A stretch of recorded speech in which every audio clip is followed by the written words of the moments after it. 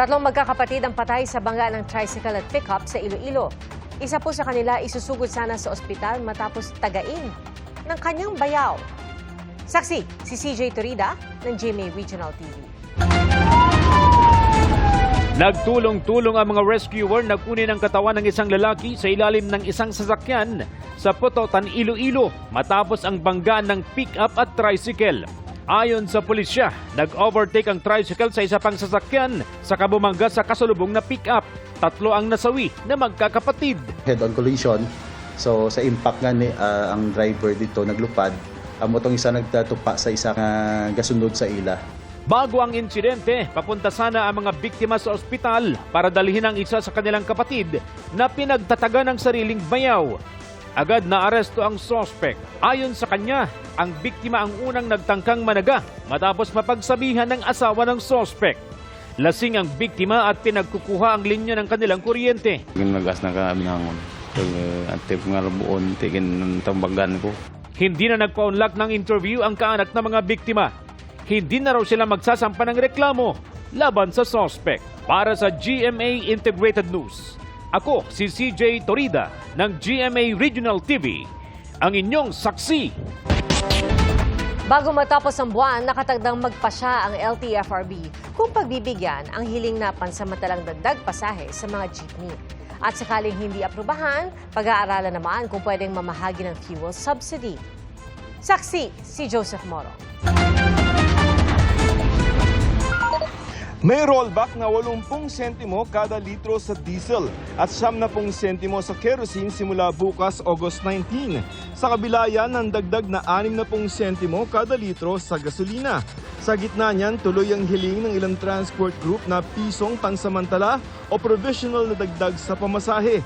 Para sa ilang mga jeepney driver, sakto na ito para makaraos.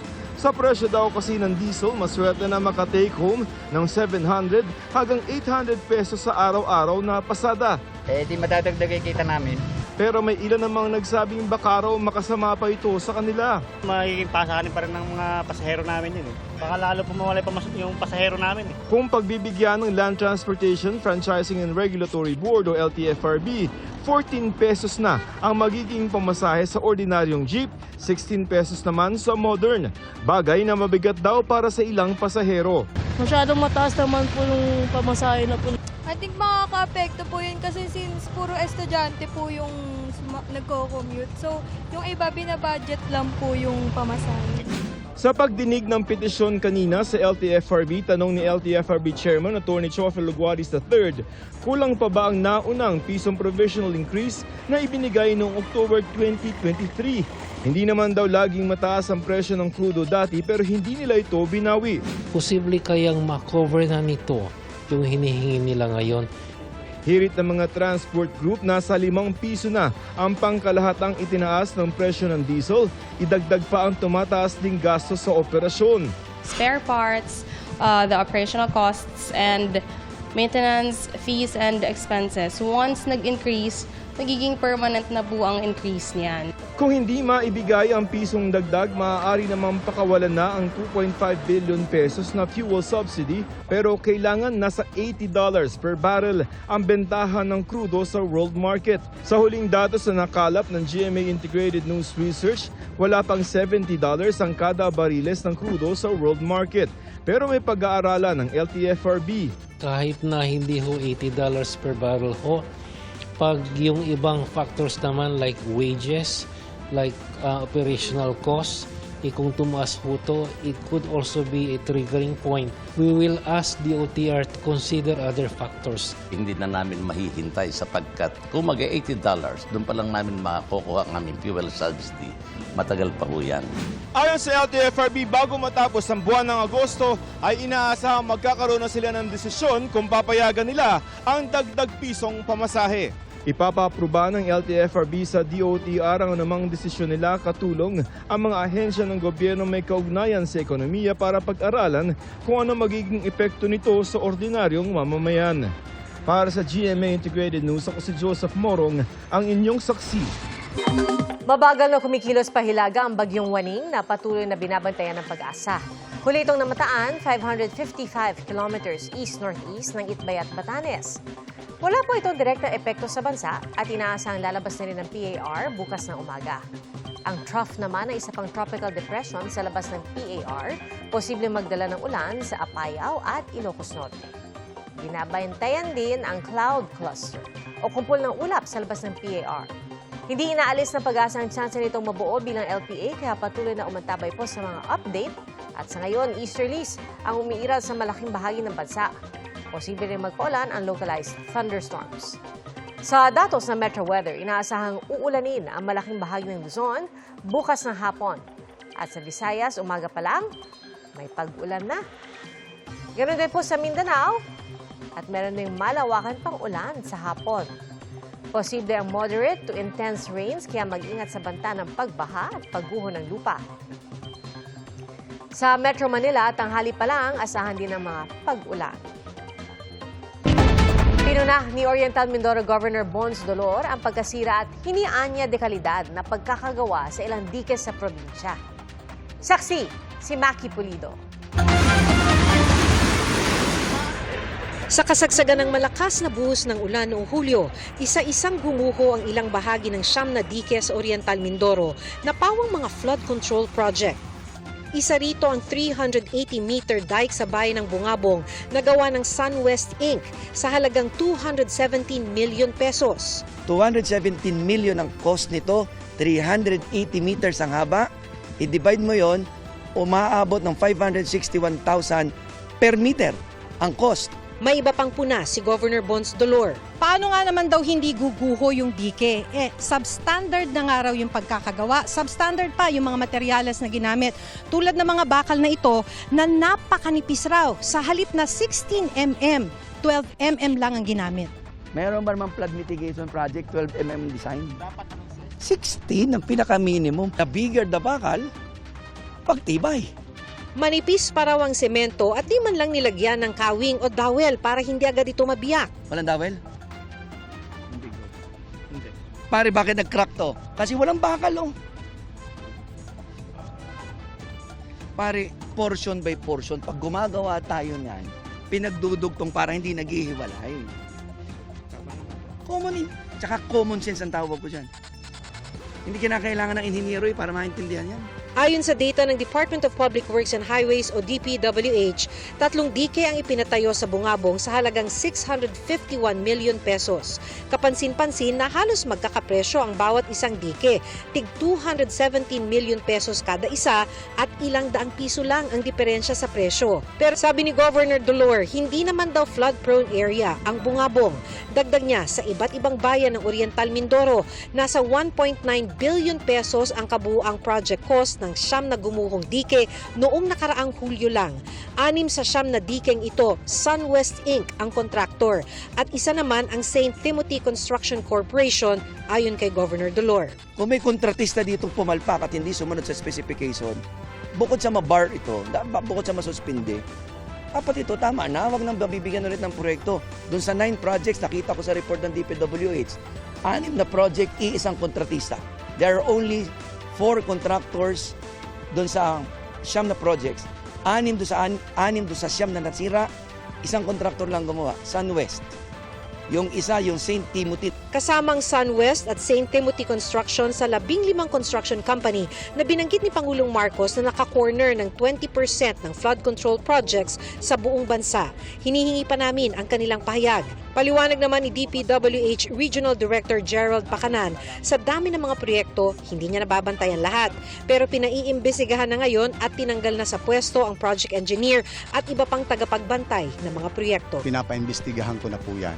Hindi po kami naghugas kamay, but ipapaimbestigahan na namin ito at ipa-implement namin kung anong dapat ipa-implement. Para sa GMA Integrated News, Maki Pulido ang inyong saksi.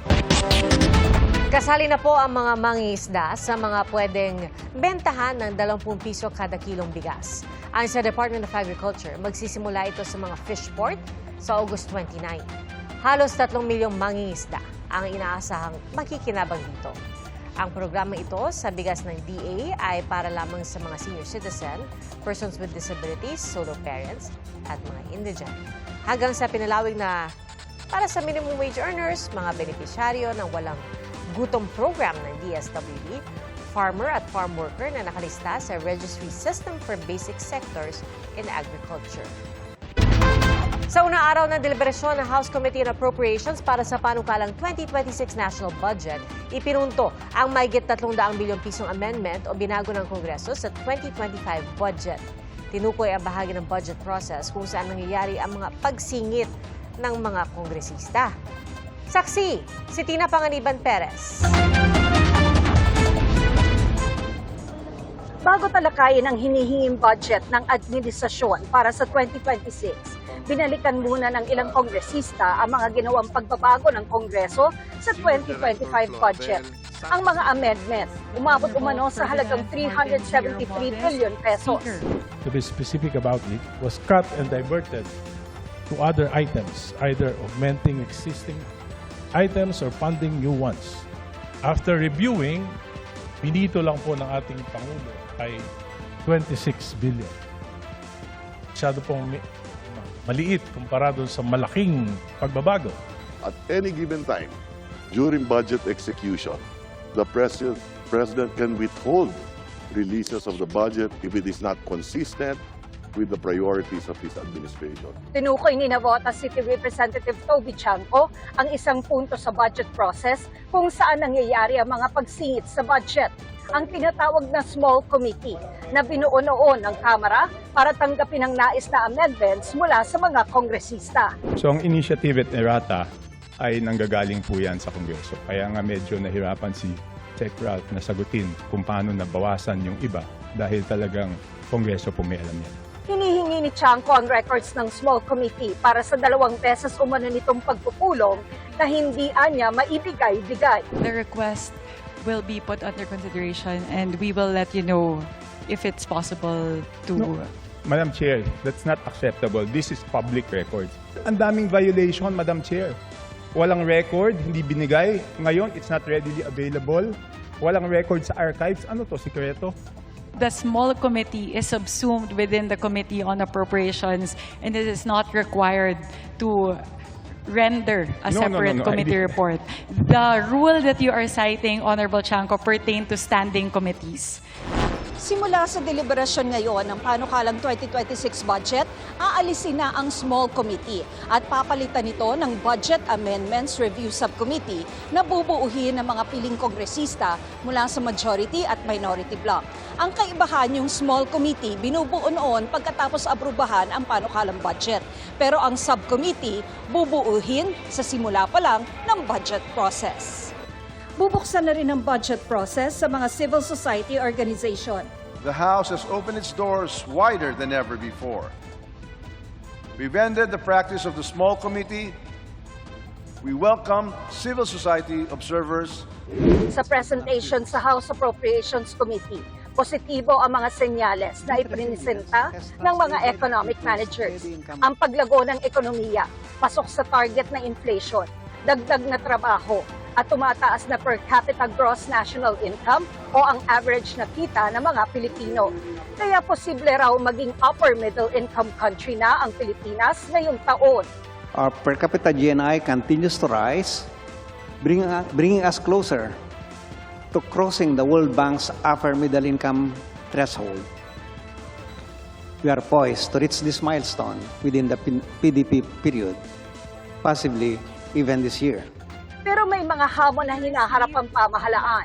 Agriculture and industry continue to face structural challenges which we must address to reinforce our economic drivers and generate higher quality jobs. Another challenge is the concentration of economic activity in Mega Manila. To address these challenges, infrastructure development remains a cornerstone of our strategy. Ayon naman sa Department of Finance, malaki ang minanang utang ng Marcos administration dahil na rin anya sa COVID-19 pandemic. Para makalikom ng pondo, balak ng pamahalaan na paigtingin ang koleksyon ng buwis, magbenta ng mga di ginagamit na assets at umutang muli. Kaya pakiusap ng DOF sa Kamara, Let us all together carefully choose projects in the budget that deliver the biggest growth and economic benefits for our people. Para sa GMA Integrated News, ako si Tina Panganiban Perez, ang inyong saksi.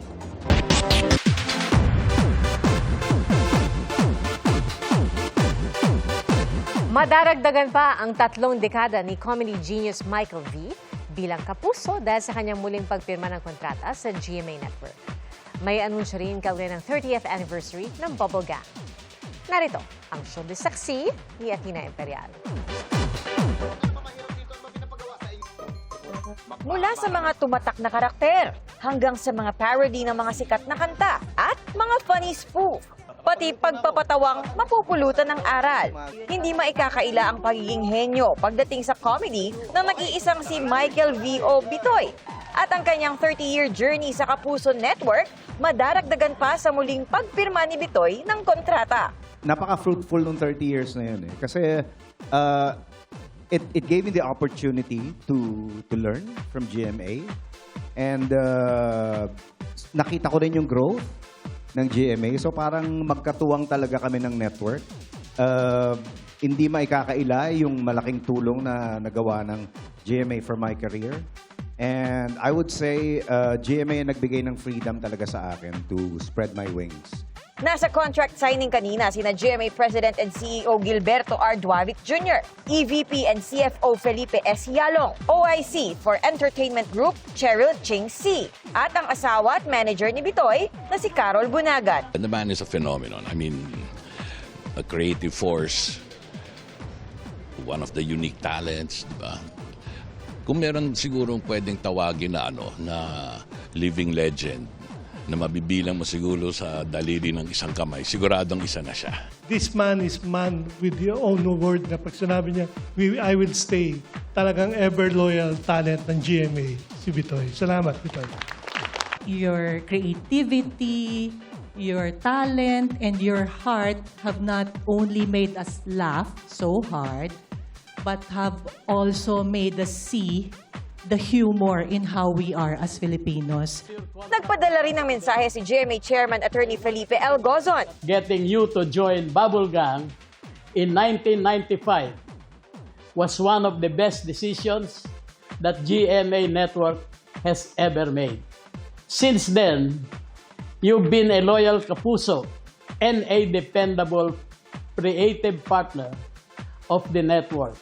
You have elevated GMA's entertainment standard through every TV show and movie that you have done with us and every character you created. Bitoy, maraming salamat for always choosing GMA as your home. Bukod kay Michael V., 3 dekada na rin ang Bubble Gang, ang longest-running gag show on Philippine TV. Ay 30 years na tayo sa industriya. The show never gets old. Yung ideas, yung comedy, parang palaging up-to-date. So, I think, tatagal pa to. As long as merong audience na gustong maging masaya, as long as merong mga tao na gustong matawa, I think Bubble Gang will be here. At bilang selebrasyon, magkakaroon ng concert ang gag show sa Oktubre. Ay, asawa ko! Kasama na kami! The newlywed glow is real. Bakas na bakas ang saya sa mag-asawang sina Shaira Diaz at E.A. Guzman matapos ang kanilang kasal. Sa unang hirit kanina, shinare nila ang kanilang first few days as husband and wife na puno raw ng kilig. Natanong naman ng kanilang ninong Igan kung kumusta ang first night bilang mag-asawa. Yung pangako ba niya nung sa dambana na kinasal kayo na maging masaya ka na? Kamusta ka naman? Ako, magiging honest ako. Pero grabe yung ngiti ko talaga. Pero nung first night, tinulugan ako. It's a scam! Pero paglilinaw ni EA, naintindihan naman niya ang pagod ng kanyang bride noong araw na yon. Jam-packed ang sinihan last weekend para sa film showing ng Ganito Tayo Kapuso sa Quezon City. Tampok sa 7 short films ang Pinoy Core Values na kasabay rin sa 75th anniversary ng GMA Network. Present sa event ang ilang Kapuso stars gaya ni Anton Vinzon kasama ang kanyang ama na gumanap sa isa sa mga short film. Mapapanood din ang short films sa GMA, GTV, iHeart Movies at Heart of Asia. Maging sa YouTube at GMA Pinoy TV para sa mga global kapuso. Para sa GMA Integrated News, ako si Athena Imperial, ang inyong saksi. Pinusuan sa pang-worldwide na listahan ang tatlo sa paboritong pagkain ng mga Pinoy. Ang champurado, lugaw at arroz caldo. Pero ang ilang netizen tila nalito kung ano-ano ang pinagkaiba ng lugaw at arroz caldo. Ating saksihan. Lugaw ba ang iyong sigaw o pampainit na arroz caldo kahit sa malamig na puso? May champurado para sa matamis ang gusto. Ang mga kapusong tinanong namin online, may kanya-kanya ring pambato. Hati sila sa comment section, ni hindi raw makapili ang iba. Pero ang isa, dahil sa champurado ay tila nagiging makata. Gawa sa malakit na bigas, tsokolate at tubig ang champurado. Pang merienda man o pang himagas, swak ding haluan ng gatas. Ang ibang mas adventurous ang panlasa, naglalagay ng tuyo bilang toppings. Pwede pa nga raw ang danggit, sabi ng isang netizen. At kung gusto ng ibang flavor, nariyan ang ube champurado. Plating baka mo, pwedeng ihain sa baon ng nyog. May mga nalito sa comment section. Ang lugaw at arroz caldo, hindi raw pala iisa. Parang pareho lang daw kasi ang itsura. Paliwanag nga ng isang netizen, plain lang o walang halo ang lugaw, nagawa sa kanin o malagkit na bigas na may halong tubig at asin. Simple at madaling kainin kaya perfect din sa mga may sakit. Pwede rin namang samahan ng toppings o mga side dish. Kalamansi at pamintang pino ang choice ng isang netizen. Chili sauce at century egg naman para sa isa pa. Sabi ng isang commenter, malunggay ang magandang isama. At sa Pampanga, may seafood lugaw daw sila. Halos pareho sa lugaw ang ibang sangkap ng arroz caldo, pero dito may kanin ng manok, luya at patis. At ang kanin o bigas iniluluto sa chicken broth. Ang gusto ng isang netizen, chicken shreds na may fried garlic chips. At medyo maanghang na paminta at sariwang dahon naman daw para sa isa pa. Pag-alala ng isang netizen, arroz caldo ang niluluto ng kanilang lola sa mga araw na maulan o sa tuwing masama ang kanilang pakiramdam. Kamakailan na isama ang champurado, lugaw at arroz caldo sa Top 100 Porridges in the World na Food and Travel Guide na Taste Atlas. Number 19 ang champurado. Nasa top 10 ang lugaw at coming in hot sa number 2 ang arroz caldo. Ano man ang piliin sa tatlong putahe, swak sa panlasa di lang ng mga Pinoy kundi pati sa world stage. Mga kapuso, maging una sa saksi. Mag-subscribe sa GMA Integrated News sa YouTube para sa iba't ibang balita.